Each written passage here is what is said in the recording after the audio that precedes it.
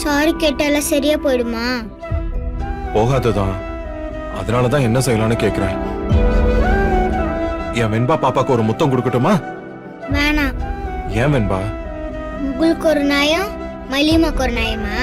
இல்ல, எனக்கு புரியல வெண்பா.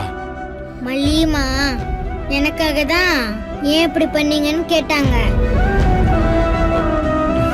ஒரு விஷயத்த ஆஷாவும் பேசலாம், மெதுவாவும் பேசலாம்னு சொன்னீங்கல்ல. ஆமா சொன்னேன். நீங்க மட்டும் மல்லிமா எப்படி பேசுனீங்க? நீங்க பேசுனது ஆஷா இல்லையா? நீங்க ரொம்ப மாறிட்டீங்க டேடா. இல்ல வெண்பா, அப்படிலாம் ஒண்ணும் ஆகலையே. நீ அப்படி நினைச்சுக்கிற. சமாளிக்காதீங்க. நீங்க அவங்களுக்கு தானே சப்போர்ட் பண்றீங்க. வெண்பா, அவங்க அவங்கன்னு சொல்லாத. அவங்கள அம்மான்னு சொல்லு. ரேணுகாவும் உன்னோட அம்மா தான். இவ்வளவு நாள் எனக்கு மல்லியம்மா தானே அம்மா. இன்னொருத்தவங்கள அம்மான்னு கூப்பிட சொன்னா எனக்கு கூப்பிடவே வரல டேடா.